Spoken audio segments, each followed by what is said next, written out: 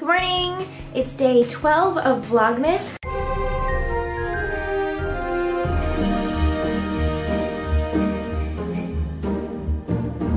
I am running late this morning because it was so cold I didn't want to get out of bed. So now I have to ride my bike to school. I haven't done it in a couple of weeks because it was a little bit more physically demanding than I had hoped. Anyway, since my body has had a couple of weeks to rest, it should be fine. At least that's what I'm hoping for. So I'll talk to you guys later. This is how I drove home. I have a penguin hat and a bear mask, so I'm a penguin bear. It was -3 degrees this morning, Celsius, when I woke up. So, like I said, oh, Joseph's home. Hi, Joseph. Yeah. Josephu? What? Josephu-san. Yeah. So I had a really hard time getting out of bed because I was like, no, it's so cozy and I don't want to be cold. So then that made me late, so then I had to ride my bike to school. And I'm wondering if maybe like my tires are low on air or something, and that's why I'm having a really difficult time pedaling. But so I used this today, all day. I had a heating pad just in my bra. And it worked really well actually to keep me like toasty and warm. These things in Japan, they don't work at all if you're just holding them. Then they don't feel warm. But if you put them between like clothing and your skin, then they work really well. Thank goodness, because I needed that today. And then I actually wore this hat for my Christmas presentations for the first years, and they got a kick out of it. So they really enjoyed that, and I got to be warmer. So I know I told you guys yesterday about the 5 best things or greatest things or my favorite things about schools in Japan.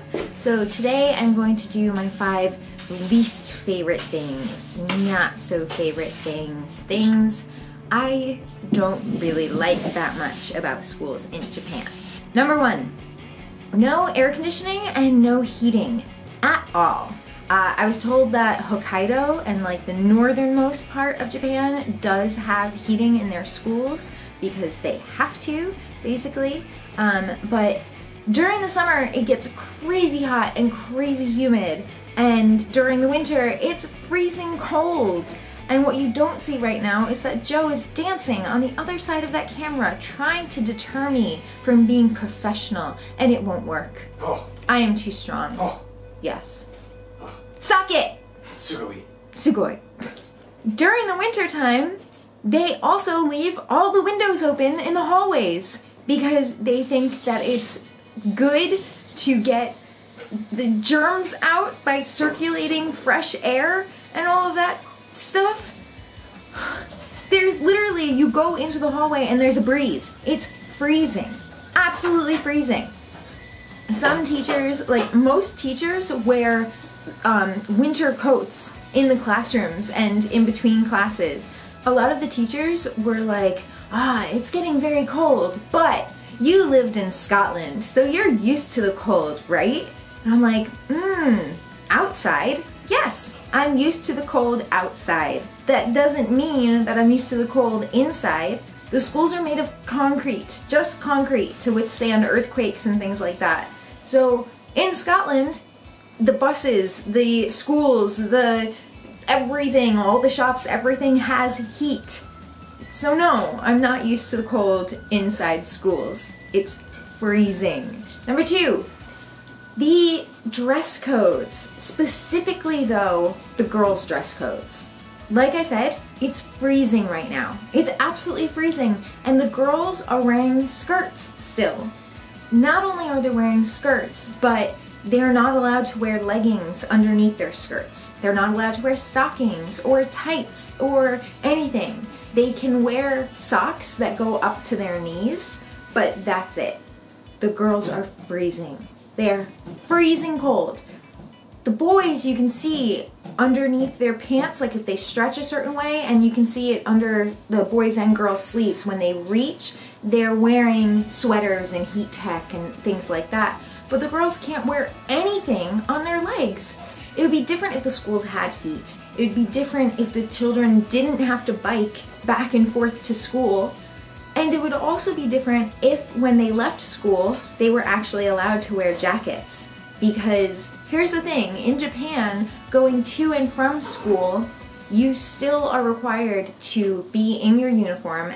If you see in like animes, the jackets that they're wearing, those are their indoor and outdoor jackets. At their desks, they are not allowed to have blankets over their laps. And another thing that I don't really like about the uniforms is that the students have to pay for them. So some of the students' families aren't the wealthiest and they can't afford maybe the shoes, or if some of the students are growing, they can't afford to get them bigger jackets or things like that, and it just kind of makes me feel really bad for some of those students. I have some girls that their skirts don't fit anymore, so they keep calling themselves fat because they aren't the same size that they were when they were 12 years old and now they're 15 years old. Their bodies are changing, that's natural. And the children that can't afford school have to wear these terrible slippers that the guests usually wear. So it just really makes them stand out, and it just makes me kind of sad. They have in-school shoes, these slippers that they wear in the schools, and then when they leave school, they're required to wear white shoes as well, so their parents have to buy that for them too. It just seems like a lot for them, and I feel kind of bad. Number 3, sanitation. There's this video that goes around Facebook every once in a while about how wonderful it is that students in Japan clean their schools. And that's 100% true. Students in Japan clean their schools. What you don't see is that they aren't allowed to use chemicals to clean. So they're just taking a rag that they've been using all week and they rinse it with water and they attach it to a mop and they wipe down the floors, or they wipe the windows with that same rag that they did the floors with the day before. Japanese schools are thrifty. I will give them that. They stick to their budgets. That's why they don't have air conditioning. That's why they don't have heat. They stick to the essentials and bare bones. And that's not a bad thing, but when it comes to hygiene and cleanliness, I'm not a big fan of that. Hire a janitor. Hire a professional cleaner to come in, I would say once a week, please. Just once a week, especially to do the bathrooms, please. But if not, once a month, just something. Like, there's stuff that the kids can't do, and cleaning with only water doesn't work. And kids, they don't care about cleaning that much. They're not great at cleaning, shockingly. Other sanitation issue, I've mentioned that because they wear face masks, they kind of just cough, just coughing out, sneezing out. They don't cover their mouths. One thing I didn't mention is that most of the staff, I'm only in the bathroom with the staff, so I don't know about the students, but most of the staff members, they go to the bathroom. I hear them going either number 1 or number 2, and they just walk out of the bathroom. They don't wash their hands. That freaks me out. That freaks me out a lot. They also, a lot of the bathrooms just don't have soap, or a lot of the sinks don't have soap. In Japan, there are public bathrooms that don't have toilet paper and don't have soap, so people keep little packets of tissues in their purse. We haven't seen that many of them. They're kind of the ones that are just kind of out in the middle of nowhere. Most of the ones that I've been in, especially shops, like places like that, they will absolutely have soap and toilet paper. You don't have to worry. And at the schools, they always have toilet paper, but sometimes they don't have soap. In a school, you need these things. You have so many people in such close, confined areas, and they're coughing and they're sick, and they need to wash their hands with soap. Yes, I stand firm on that belief. Number 4, the tests and the pressure that the students are under. Japan is a huge fan of standardized tests. For the students in Japan, it's much worse than in America. And I think it's bad in America too. I don't like standardized tests. In America, your grades matter, but they don't matter as much as in Japan, and especially not at such a young age. In junior high school, your tests and your grades depict which high school you go to. it's kind of similar to colleges in America. Like, the better your grades are, the better high school you'll go to. And the better high school you'll go to, the better college you'll go to. And the better college you go to, the better opportunities for a career and these, you know, working for these amazing big companies. Those opportunities will be presented to you.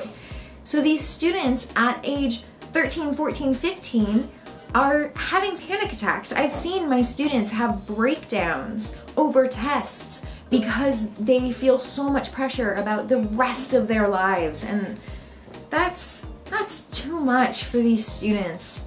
I feel so bad for my kids. One thing that also doesn't help, in America it's called No Child Left Behind. I've never been a fan of No Child Left Behind. Basically what it means is, even if you're failing, you'll graduate to the next grade.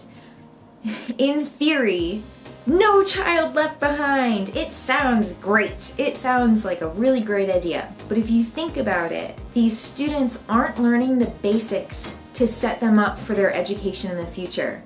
They will never catch up. You're failing these children by not ensuring that they know the basics before they can move on to the rest of it. In junior high school, it's impossible for them to not graduate, no matter what. High school, then they can start getting left behind, but that's already putting them at a disadvantage academically. Number 5, the students have a right to their education.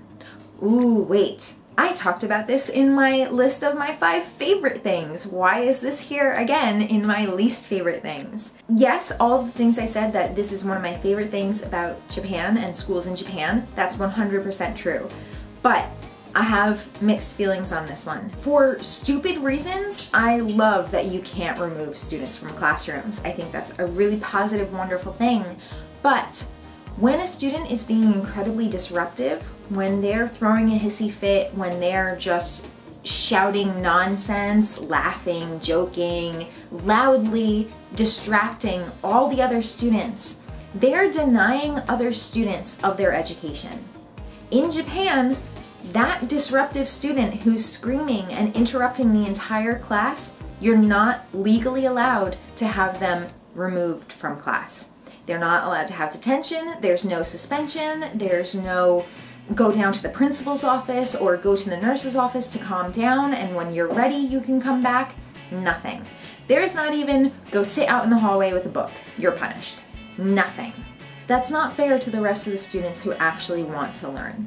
So in that aspect, I'm not a fan. I will say it's very rare for children to act up that much. I can think of one student, penny tail again, and penny ears. I can think of one student in my 3rd years that behaves that way, and maybe 2 in my 2nd years, and then 1st year classes, forget it. All the kids are yelling and all the kids are, they're just coming out of elementary school, they're 12, 13 years old, so they're all crazy. So I can't even name like one student in those classes. It's just, you're talking to them and you're like, please focus, please listen, and then you lose your voice and you're screwed for the rest of the week. I taught 1st years today and I'm so tired. You're just yelling the whole time, asking them to please listen to you. Oh gosh. Anyway, let me know if any of these, from my 5 favorite to my 5 least favorite, let me know if any of these surprised you or what your thoughts are on this. Have you taught in Japan before, or do you have any experience with the culture? Do you have anything to add to the list, or would you replace one of mine with something else? Comment below and let me know. Caramelizing some onions to have inside of a grilled cheese. Gonna just make some comfort food tonight. A couple of grilled cheeses with caramelized onions sounds perfect. Oh hell yeah! So I start off with a little bit of olive oil in the pan. Once that starts going away, a splash of white wine, some salt, pepper, and a little bit of garlic powder to taste. Finish off with some butter and just let it keep going. Look at that. That is beautiful. Don't move around too much. I'm just showing it off right now. And then I actually use mayonnaise instead of butter. I swear it's delicious. I also added this green pepper jelly to mine to maybe give it a little bit of a kick, some extra flavor. I think it's gonna be amazing. Mmm. Oh yeah. yeah. Showered and trying to stay up to wait to say happy birthday to my mom when it's morning her time and super nighttime our time. So tired, trying so hard to stay awake right now. And yeah, look, I'm in footy pajamas. Nice and cozy. Oh, it was really cute. So for my first years, I do a presentation about Christmas, and then I'm actually having them write either a letter to Santa or a Christmas card, and I gave them a worksheet with like example sentences and then pictures that they can cut out and tape or paste or whatever onto their cards. And one of my students, when I mentioned it was my mom's birthday today, every single time I walk past him, I love you, you're cute. And he's just absolutely crazy. He's on this kick with blowing me kisses lately, but he, instead of making a Christmas card, made a birthday card for my mom. Basically, I think he's trying to become like a new son-in-law for her. So that was cute. I'm really tired, so I'm gonna call it a night and say goodnight here. And yeah, I'll see you tomorrow. Good night. Ellie, say goodnight. You're just always here when you're saying goodnight, Ellie. You need to do something more interesting to captivate the audience, okay? Let's work on that. We'll work on that together. Penny. Say goodnight, Penny. Ah. Okay. You have a good think about what to do that's interesting to say goodnight to. We'll do better tomorrow. Good night. Thanks for watching. Don't forget to subscribe. Ooh, that looks like a cool video. You should totally watch that. Click that like button.